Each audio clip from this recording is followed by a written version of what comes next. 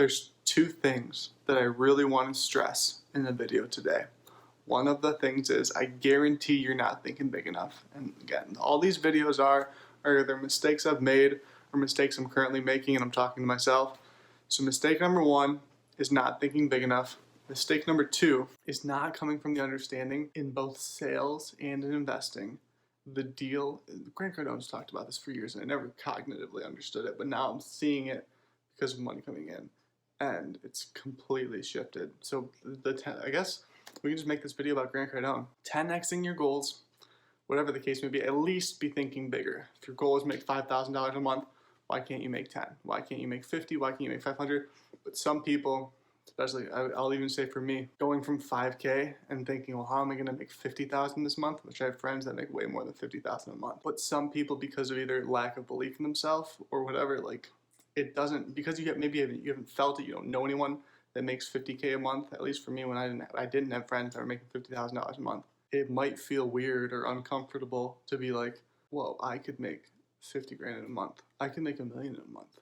I could make 100 million in a day. I could make $1 billion in a day. Like there's investors that have made 2 billion in a day. If you look at Bezos just did a couple billion, I want to say like 13 billion in a day added to his net worth. So if one person, if one human being can do it, so can another human being.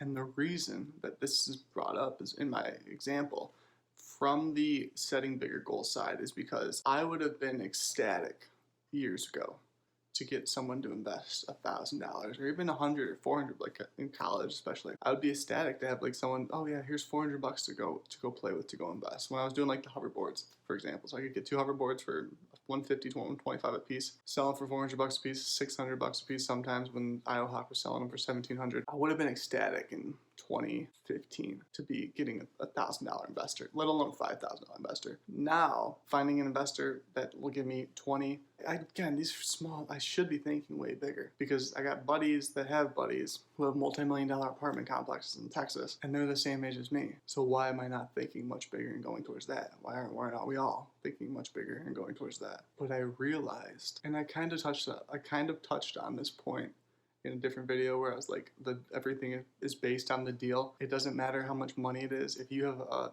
deal that needs 10 million, but the deal's perfect, you'll be able to find the money. I just feel like I'm thinking so small, only looking for $20,000 or $80,000 investors versus trying to find someone that might be able to just put up $3 million up front for a deal. And this is like part of growth, I guess. If I was looking at deals that needed $3 million versus deals that needed 25K, I'd be more, my mind, like my brain would see those opportunities for the $3 million investors or the $10 million investors versus trying to find one that might only give me 5, 10, 20,000. So key number one, think much bigger, not in theory. If you have your goal list, look at your goal list and say, where can I scale every single one of these goals up? If your goal is to make $8,000 a month, why can't you do 16? It's just putting 2 months into one. It's just 30 days versus 60. How can you get what you get done in 60 days, in 30 days. And then key number two goes back to the deal, which I kind of already made a video about, but I really want to touch on it because now I'm seeing it in such fruition. And I would say it's a major key between investment opportunity and sales. So an investment could be me selling an investment or somebody selling an investment, and sales could be closing anything. If the product or the investment is good enough, you can close any person out there to get in to the product or the investment if it's right for them. If they're a prospect that can afford it and needs it, and like if they're a good prospect, not forcing anybody into stuff that they don't need or don't want. And I'll give you this story. I was in college. There was a gorgeous girl. I was sitting at the lunch table with her and her mom. And I had made a comment. I think it was her mom, and her roommate or something. And I had made a comment. And it was like, yeah, like, it's not difficult. You can have any girl you want. And they were like, oh, he's so cocky. But I still believe it. I still believe between you can close any person that you want, you can get any girl that you want, you can wife any girl that you want, and it's not difficult. The difficulty comes back to, are you deserving? Have you put in that back end work on yourself?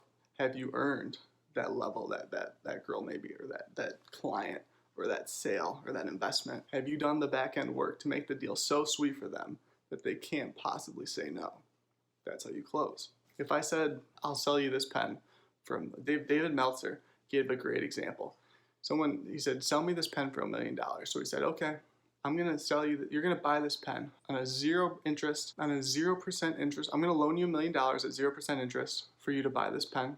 And in 5 years, if you don't like the pen, you can give back the loan. And it's 0% interest. I'm gonna loan you the $1 million to buy it off me for $1 million. That's $1 million sale. It's creative. It's not, you're not making $1 million on it, but all that they said was that you need to sell this pen for $1 million. Now, some people would say you can't, it's impossible to sell a pen for $1 million, but he just did it. So you gotta get those wheels turned and think bigger. Again, I don't like making these videos too long. Closing remarks, think bigger, because it's easily attainable. If you think you can pull that girl, you can definitely pull an even better one than that. If you think $1,000 a month is crazy, you can easily, especially at low numbers like 1 to 10K, you can easily scale it from that. If you're doing $25,000 a month, why can't you be doing 60? If you're getting $80,000 investments for apartment complexes, why aren't you doing 200,000? If you made 10 million last year, why don't you go for 25 this year or 50 or like really? Dan Penny talks about this again, and Grant Cardone talks about this. I promise you, we were not taught.